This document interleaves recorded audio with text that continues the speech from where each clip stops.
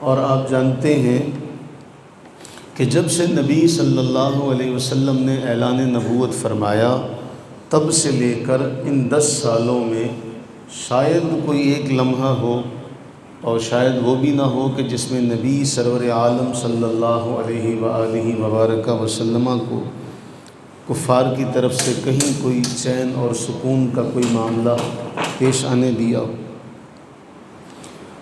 ان سب مشکلات کو سمجھنا ہو تو ایک جملہ جو ابتداء میں ہم نے پڑھا تھا جب سورہ مدثر نازل ہوئی اور اس کی ابتدائی آیات کا جو آخری پہلو تھا وہ یہ تھا کہ آپ اپنے رب کے لیے صبر کیجیے۔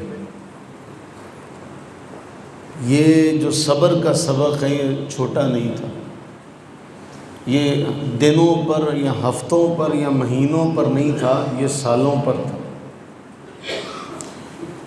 اب آپ سارے جانتے ہیں کہ پورا مکہ دشمن ہے، کچھ آپ علیہ الصلوۃ والتسلیم کے رفقا حبشہ ہجرت کر کے چلے گئے ہیں، کچھ آپ کے ساتھ ہیں۔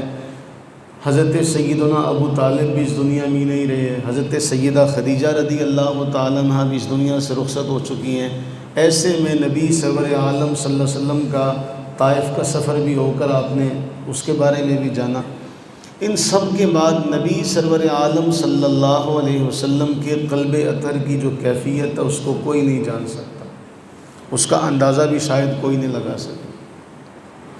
نبی سرور عالم صلی اللہ علیہ وسلم اب اس تلاش میں ہے کہ اب اسلامی جو جد و جہد ہے اس کو کس طریقے سے مؤثر بنایا جائے۔ ظاہر ہے یہ لوگ تو مخالف ہیں، اب کچھ ایسی جماعت ملے جس طرح پنجابی میں کہہ لیں کوئی تھاں ٹکانا، کوئی اس طرح کا پہلو، کوئی اس طرح کی جگہ جہاں بیٹھ کر سکون سے اسلامی تبلیغ کا کام کیا جا سکے، دعوت کا کام کیا جا سکے۔ اب نبی سرور عالم صلی اللہ علیہ وسلم حج کے ایام میں کیا کرتے، ایک ایک شخص کے پاس، ایک ایک قبیلے کے پاس جاتے۔ ہم ایک مرتبہ کسی سے کہیں ہمیں نہ ہو جائے، دوسری بار ہم کہنا اپنی شان کے لائق سمجھتے۔ رسول اللہ صلی اللہ علیہ وسلم عرب کے ہر قبیلے کے پاس جاتے، ہر قبیلے کے پاس بیٹھ جاتے، بیٹھ کے بات شروع ہو جاتی، پھر ان کو دعوت دیتے، اور پیچھے ابو لہب ہے۔ جب آپ دعوت دے دیتے تو وہ ان کو کہتا تمہیں پتہ ہے یہ اپنی قوم سے نکلا ہوا ہے، تمہیں پتہ ہے اس کی قوم والوں نے اس کو نکال دیا، جس طرح کی وہ باتیں کر سکتا، اور وہ ساری کی ساری باتیں اصحاب سیر نے نقل کی، ہم ان کو اپنی زبان پر نہیں لا سکتے۔ نبی سرور عالم صلی اللہ علیہ وسلم کے دل پر کیا گزرتی ہوگی اس کو تھوڑا سا سوچنے کی ضرورت ہے۔ رسول اللہ صلی اللہ علیہ وسلم جاتے، فرماتے کیا کوئی ایسا شخص ہے جو مجھے اپنی قوم میں لے جائے؟ کیا تم میں سے کوئی ایسا ہے جو اپنے قبیلے میں مجھے لے جائے اور میں وہاں جا کر اللہ کا پیغام سنا سکوں؟ کیا کوئی ایسا ہے جو میری ذمہ داری اٹھائے؟ کیا کوئی ایسا ہے جو میرے ساتھ والوں کو لے جائے، ان کو کوئی جگہ فراہم کر دے؟ کیونکہ رسول اللہ صلی اللہ علیہ وسلم کو اس وقت افرادی قوت کی، افرادی نصرت کی، افرادی حمایت کی ضرورت ہے۔ کسی بھی جمعیت کو، کسی بھی جماعت کو جب اس کی پروان چڑھائی جائے تو اس کو افرادی قوت کی ضرورت ہوتی ہے۔ تو بس بحیثیت انسانی یہ جماعت کی ضرورت ہے کہ نبی علیہ السلام ہر ایک کے پاس جا کے کہتے، اور آپ انہیں جا کے یہ پیغام سناتے، اے بنو فلاں انی رسول اللہ علیکم، میں تمہاری طرف اللہ کا بھیجا ہوا رسول ہوں۔ یأمرکم ان تعبدوا، تمہیں حکم دیتا ہوں کہ صرف اسی ایک اللہ کی عبادت کرو، کسی کو اس کا شریک نہ ٹھہراؤ، اور اللہ کے سوا سارے معبودوں سے لا تعلق ہو جاؤ، انہیں ٹھکرا دو، اور مجھ پر ایمان لاؤ، میری تصدیق کرو اور میری حفاظت کرو، یہاں تک کہ اور میں تمہیں اللہ تعالیٰ کے وہ تمام پیغامات پہنچا سکوں جو اللہ نے مجھے عطا کیے ہیں۔ حفاظت سے مراد یہ نہیں ہے کہ جو آپ کے ذہن میں ایک خیال آئے، حفاظت سے مراد یہ ہے کہ جو تبلیغ کے جو معاملات ہیں ان میں میرے ساتھ میرے معاون بنو۔ اب اصحاب سیر نے وہ سارا ایک نقشہ کھینچا کہ نبی سرور عالم صلی اللہ علیہ وسلم ان قبائل کے پاس جاتے، ان کا نام لینے کا فائدہ تو نہیں ہے، لیکن آپ کے ذہن میں یہ بات رہے گی کہ آپ سوچیں نبی علیہ الصلوۃ والتسلیم بنو کندہ ایک قبیلے کے پاس جاتے، اس کے سردار کے پاس، پھر بنو عبداللہ کے پاس جاتے، ایک قبیلے کے پاس گئے، اس کے سردار سے ملے، پھر دوسرے قبیلے کے سردار سے ملے، پھر بنو حنیفہ کے پاس گئے، قبیلہ بنو عامر کے پاس گئے۔ ان میں سے ایک نوجوان کہنے لگا اچھا ہم اگر سارے عرب کی مخالفت مول لے لیں، آپ کا ساتھ دے دیں، آپ کا ساتھ تو آپ کے گھر والے نہیں دیتے، گھر والوں سے مراد مکہ والے، آپ کا ساتھ تو یہ لوگ نہیں دیتے، ہم ان سب سے مخالفت مول لے لیں، سارا عرب اپنا مخالف کر لیں، ہمیں کیا ملے گا؟ پہلا سوال یہ ہے، ہمیں کیا ملے گا؟ کیا آپ کے بعد ہمیں حکومت ملے گی؟ نبی سرور عالم صلی اللہ علیہ وسلم کا آپ سارا جانتے ہیں معاملہ، لیکن اس موقع پر بھی حضور نے کوئی رعایت نہیں کی، کوئی ایسی کوئی بات نہیں کی جس میں تھوڑا بہت ان کو کوئی جگہ ملے۔ فرمایا الامر الی اللہ یدعہ حیث یشاء، حکومت تو اللہ تعالیٰ کی ہے، وہ جسے چاہے گا عطا فرما دے گا۔ میرے بعد تمہیں بادشاہت ملے ایسا نہیں ہو سکتا، میرے بعد تمہارے ہاتھ میں باغ ڈور آئے ایسا نہیں ہو سکتا، جسے اللہ چاہے، جسے اللہ چاہے۔ وہ کہنے لگے پھر ہمیں کیا فائدہ ہوا، جاؤ جا کے اپنا کام کرو۔ ایک اور قبیلہ بنو عامر، نبی سرور عالم صلی اللہ علیہ وسلم ان سے ملے، بنو عامر سے۔ بنو عامر نے جو باتیں کی تھی وہ یہی باتیں تھیں جن سے آپ کا دل بڑا رنجیدہ غمگین ہوا۔ بنو عامر یہاں سے چلے تو راستے میں ایک بہت بوڑھا شخص انہیں اپنے قبیلے کا ملا۔ جب یہ بہت بوڑھے اس شخص سے ملے تو اس نے کہا مجھے حال سناؤ، کیا معاملہ، حج کر کے آ رہے ہو، کوئی بات چیت، کوئی خبر، کوئی نئی تازی؟ یہ کہنے لگے ہمیں نا وہاں پہ ایک نوجوان کوئی ملا تھا مکہ معظمہ میں جو نبوت کا دعویٰ کر رہا تھا، جو کہتا تھا میں اللہ کا نبی ہوں، تو ہم نے تو اس کو ایسے کہا۔ اصحاب سیر نے لکھا اس نے اپنے دونوں ہاتھ سر پہ رکھ لیے، جیسے کوئی بہت بڑی دولت نہیں چھن گئی ہوتی۔ قبیلہ بنو عامر، اس کا وہ بوڑھا شخص تھا، اس نے اپنے دونوں ہاتھ سر پہ رکھتے ہوئے کہا اے بنو عامر یہ دوبارہ موقع نہیں تمہیں ملے گا۔ حق جاننے والے لوگ تھے اس معاشرے میں بھی۔ وہ کہنے لگا اس ذات کی قسم تمہیں پتہ ہے کبھی بنو اسماعیلی نے جھوٹ نہیں بولا، وہ بنی اسماعیل میں سے ہے، سمجھتے نا آپ، وہ بنی اسماعیل میں سے ہے اور یہ دعویٰ بالکل سچا ہے۔ دکتور مہدی رزق اللہ نے یہ جملہ لکھا، تمہاری عقل گھاس چرنے چلی گئی تھی، تم اس کی بات کو سمجھ ہی نہ سکے، تم نے اتنا حسین ترین موقع گنوا دیا۔ میں نے یہ 4 قبیلے آپ کو گنوائے، قبیلہ کلب میں سے بنو عبداللہ، بنو کندہ، بنو حنیفہ اور بنو عامر بن صعصع۔ اس کے بعد آگے محارب بن خفدہ، فزارہ، غسان، بنو مرہ، بنو سلیم، بنو عبس، بنو نذر، بنو بکا، بنو عذرہ، حزارمہ، بنو ربیعہ، بنو شیبان۔ یہ وہ قبائل ہیں جن کے پاس جا کے نبی علیہ السلام نے دعوت دی۔ ان سب نے اس دعوت کو ماننے سے انکار کر دیا۔ کوئی آسان سا کام نہیں ہے۔ جس زمانے میں ہم پڑھا کرتے تھے تو ہمارے استاد صاحب ہمیں فرمان لگے تصور تو کرو تمہیں نبی کی میراث ملی ہے، تو بتاؤ کہ نبی سرور عالم صلی اللہ علیہ وسلم نے جہاں جہاں دعوت دی وہاں آگے سے کیا رد عمل تھا۔ تو تم بھی تیار ہو جاؤ، اگر تم سچائی کی دعوت لے کر نکلو گے تو تمہیں جس کی میراث مل رہی ہے تمہارے ساتھ بھی ایسا ہی ہوگا، لوگ ہار لے کر نہیں کھڑے ہوں گے۔ اور حقیقت میں ایسا ہی ہوتا ہے۔ کوئی بھی ایسا نہیں ہے کہ آپ حق بات کریں، سچ بات کریں اور اگلا مجمع یا اگلا جو آپ کا مخاطب ہے وہ اس بات کے لیے تیار بیٹھا ہو۔ نبی سرور عالم صلی اللہ علیہ وسلم ان سب کو دعوت دیتے ہیں، ان سب نے اس دعوت کو قبول کرنے سے انکار کر دیا۔ اب حضور کے دل پر کیا گزرتی ہوگی کہ سارے قبیلے حج کے موسم میں آتے ہیں، سب کو تو دعوت دے دی۔ آسان نہیں تھا یہ جملہ کہ اپنی قوم والوں کو ڈرائیں۔ اور ان سب کے بعد یہ ہے کہ ابو لہب پیچھے پیچھے، جہاں آپ ہو کے جاتے ہیں وہاں وہ پیچھے آ جاتا ہے، اور چند اوباش لڑکے آ جاتے ہیں، آپ پر آوازیں کستے ہیں، آپ پر باتیں کرتے ہیں۔ ہوا یہ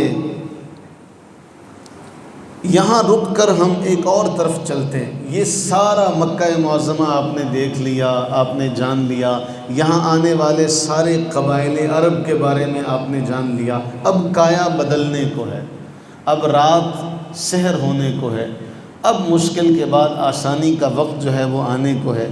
ہوا یہ، مدینہ منورہ کا پرانا نام آپ جانتے ہیں یثرب ہے، اور نبی سرور عالم صلی اللہ علیہ وسلم کے وہاں قدم رکھنے کی بدولت وہ مدینۃ النبی بنا۔ اس سے پہلے وہاں جانے کی بڑی بڑی کہانیاں ہیں۔ اصحاب سیر نے لکھا کہ وہ اپنے گلے میں پتہ نہیں کیا کچھ کرتے، کیا معاملات اختیار کرتے، بات لمبی ہو جائے گی، ہم اصل مقصد سے پیچھے ہٹ جائیں گے۔ وہاں دو قبیلے آباد تھے عرب کے، ایک کا نام تھا اوس اور ایک کا نام تھا خزرج۔ ان دو قبائل کی آپس میں ہمیشہ جنگ رہتی۔ وہاں یہودی بھی آباد تھے۔ یہ اوس اور خزرج ہمیشہ لڑتے رہتے۔ شروع میں تو اتفاق سے رہے، ہے یہ دو بھائیوں کی اولاد، پیچھے سے ایک باپ دادے کی اولاد ہے، آپس میں لڑتے رہتے، اور ان کی لڑائیاں کئی ہفتوں اور کئی مہینوں پر پھیل جاتی۔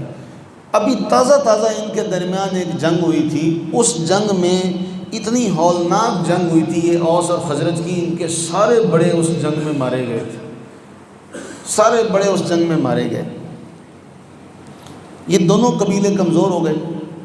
یہودی بھی ان کے ساتھ رہا کرتے تھے، لیکن یہودیوں کی علمی برتری اس زمانے میں پورے مکہ میں اور مدینۃ النبی جو اس زمانے میں یثرب تھا مشہور تھی۔ علمی اعتبار سے یہودی اس زمانے میں رئیس اور رؤساء سمجھے جاتے تھے۔ مکہ معظمہ میں بھی اور مدینہ طیبہ میں بھی لوگ اپنے مسائل کے حل کے لیے ان کے پاس آیا کرتے تھے۔ یہودی ان لوگوں کو کہا کرتے تھے، اوس اور خزرج والوں کو، جملہ بڑا اہم ہے۔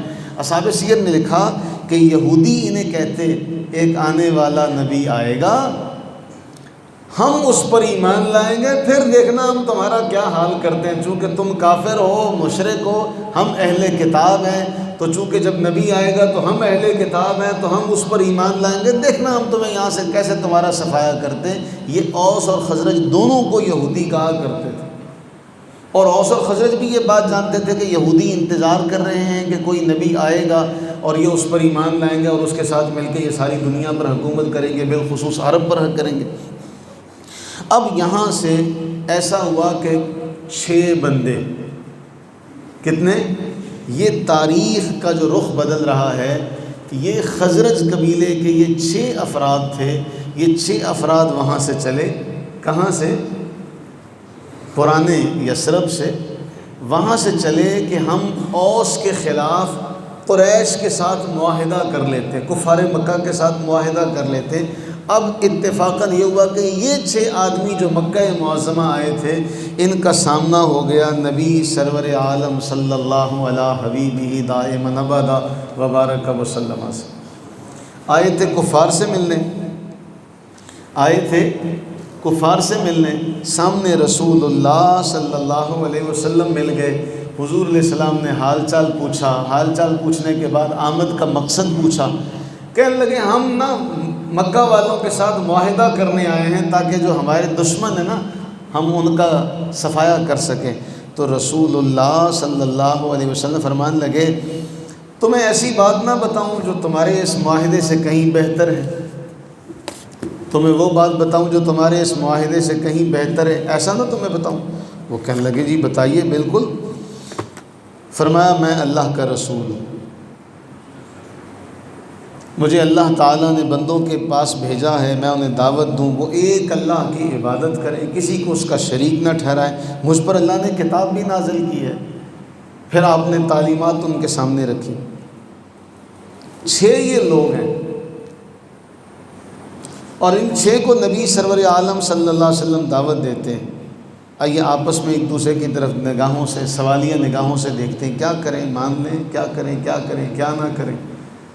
ان 6 کا جو امیر تھا نا، ان 6 کا جو امیر تھا، اس نے کہا کہ تم کیا کرنے آئے ہو اور کیا کر رہے ہو، کس کام میں تم پڑ گئے ہو؟ خیر، یہ جو 6 لوگ تھے، ان 6 لوگوں نے کلمہ پڑھ لیا اور مسلمان ہو گئے۔ اور یہ جملہ کہا، وہ تمہیں پتہ تو ہے یہودی باتیں کرتے ہیں کہ کوئی آئے گا، ہو سکتا ہے یہ وہی نہ ہو، یہ وہی نہ ہو۔ ان لوگوں نے ہم سے پہلے ان پر ایمان لے کر کلمہ پڑھ لیا تو وہ لوگ ہم سے اوپر ہو جائیں گے، کیوں نہ؟ ہمیں تو اللہ نے موقع دیا ہے اور ہمیں کہیں جانا بھی نہیں پڑا، ہمیں تو بغیر بیٹھے بٹھائے بغیر مشقت کے اتنا بڑا موقع مل رہا ہے، تو کیوں نہ ایسا نہ ہو کہ یہی وہ ہستیاں اور ہم اس میں تاخیر کریں۔ انہوں نے بغیر تاخیر کے صرف پہلی ملاقات میں، اب آپ اندازہ لگائیں اللہ کی حکمت کا، اللہ کی کرم نوازی کا، اس کی رحمت کا، کہ وہ لوگ جنہیں 53 سال ہو چکے ہیں، 40 سال رسول اللہ علیہ صلوٰۃ و تسلیم کے اعلان نبوت سے پہلے اور 13 بعد میں، 53 سالوں میں وہ ساری زندگی آپ کو دیکھتے رہے، آپ ان کے سامنے ساری زندگی گزار رہے، پھر بھی انہیں آپ کی بات ماننے کی توفیق نہیں ہوئی۔ اور یہ وہ 6 ہیں جو صرف ایک نظر دیکھتے ہیں اور انہیں آپ یہ کہتے ہیں میں اللہ کا رسول ہوں، اللہ کی عبادت کرو، کسی کو اس کا شریک نہ ٹھہراؤ، یہ اسلام ہے، یہ قرآن ہے، یہ میری دعوت ہے، یہ 6 کے 6 مان لیتے ہیں۔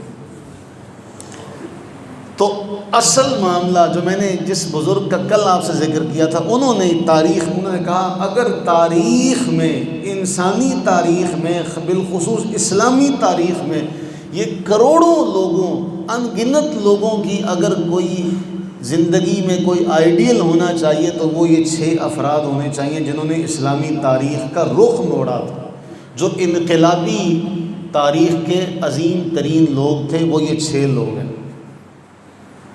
کیونکہ اس سے پہلے کا منظر آپ کے بعد سامنے ہے، اس کے بعد یہ جو 6 لوگ تھے انہوں نے بنیاد رکھی۔ وہ جو قطرہ ہوتا ہے نا، وہ قطرہ زمین میں غائب ہو جاتا ہے، لیکن اصل جو معاملہ ہوتا ہے زمین کو نرم کرنے میں اس قطرے کا ہوتا ہے، وہ پہلا قطرہ نظر تو نہیں آتا۔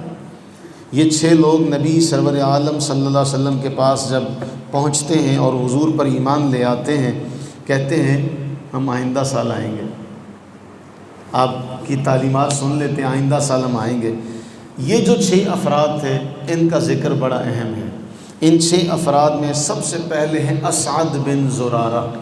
یہ نام تو آپ کو یاد نہیں رہیں گے کیونکہ ایک نشست میں سننے سے نام تو یاد نہیں ہوتے، لیکن اسعد بن زرارہ رضی اللہ تعالیٰ عنہ کے بارے میں اصحاب سیر نے لکھا کہ 6 آدمیوں میں سب سے پہلے جس نے بیعت کی تھی وہ اسعد بن زرارہ تھے۔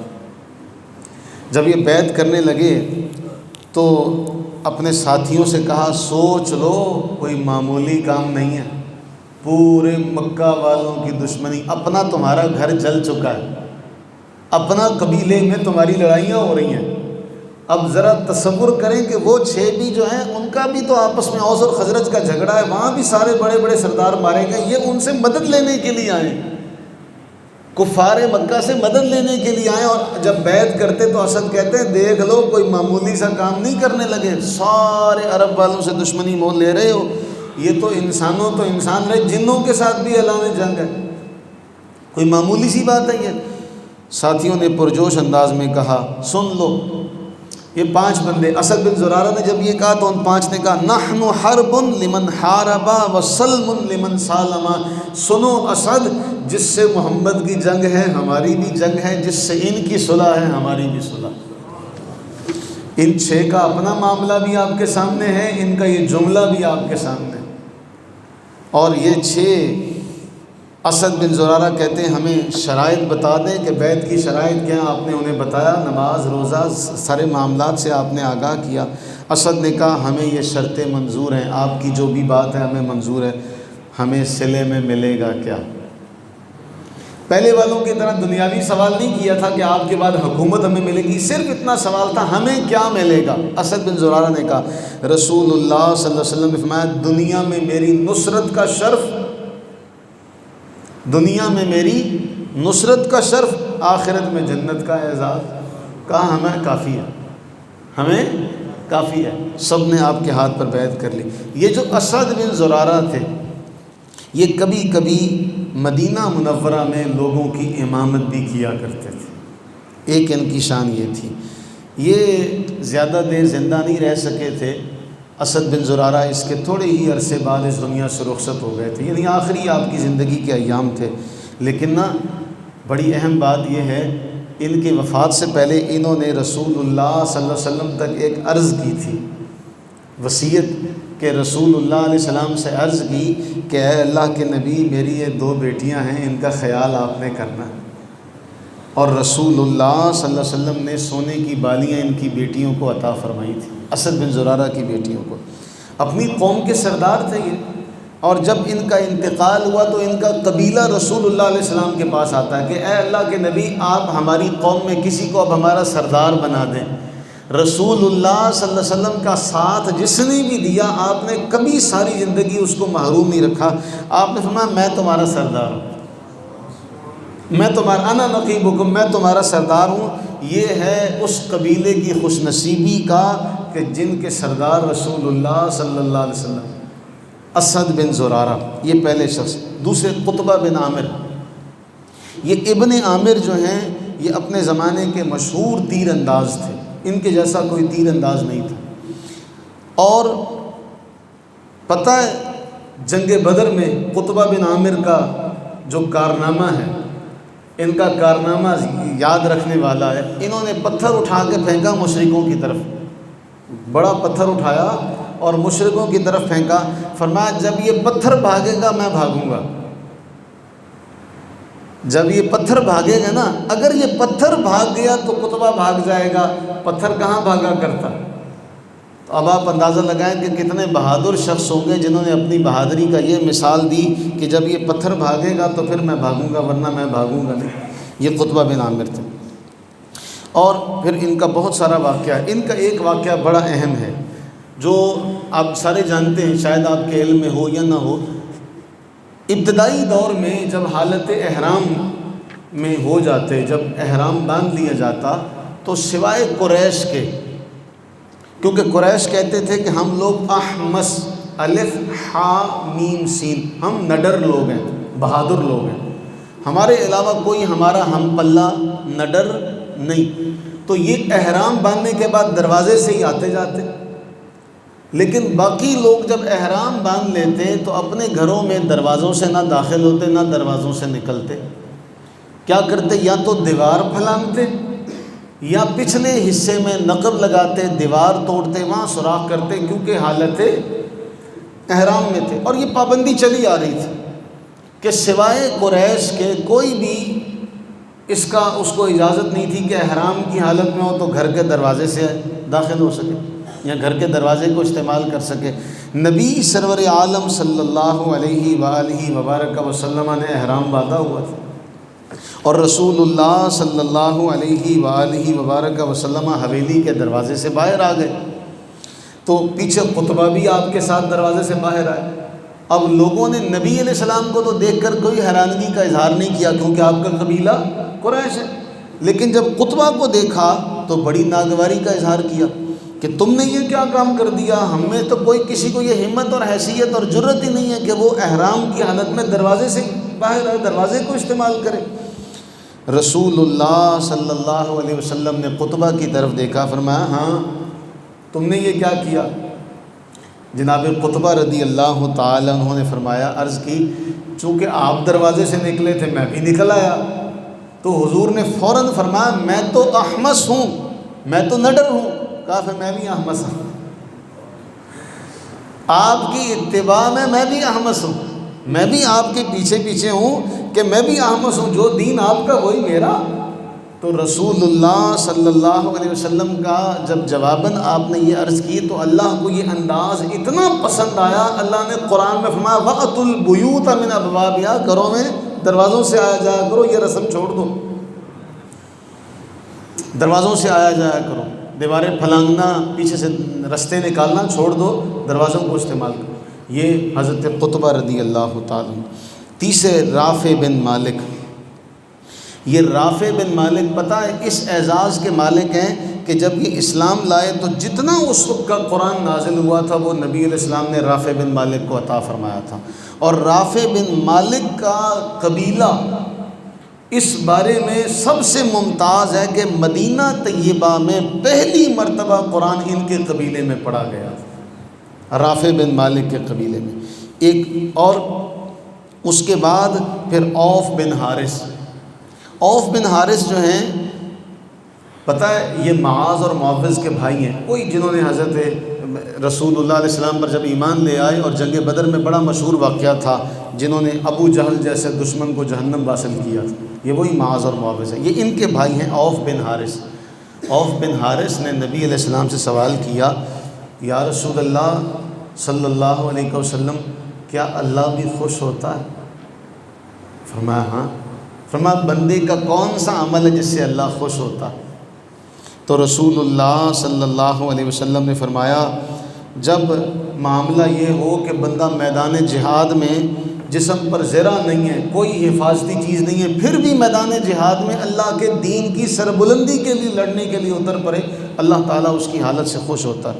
حضرت عوف نے زرہ پہنی ہوئی تھی، زرہ اتار دی، دشمنوں کی صف میں داخل ہو گئے، اور لڑتے لڑتے اس دنیا فانی سے رخصت ہو گئے، جام شہادت نوش کیا اور شہید ہو گئے۔ ضرور اللہ تعالیٰ خوش ہوا ہوگا۔ یہ وہ 6 لوگ ہیں جن کے بارے میں اصحاب سیر نے لکھا کہ ان 6 کو یہ مقام و مرتبہ حاصل ہے کہ ان 6 نے اسلامی تاریخ کا رخ بدل دیا۔ اسد بن زرارہ، قطبہ بن عامر، رافع بن مالک، اور اس کے بعد عوف بن حارث، عقبہ بن عامر، جابر بن عبداللہ رضی اللہ تعالی عنہم اجمعین۔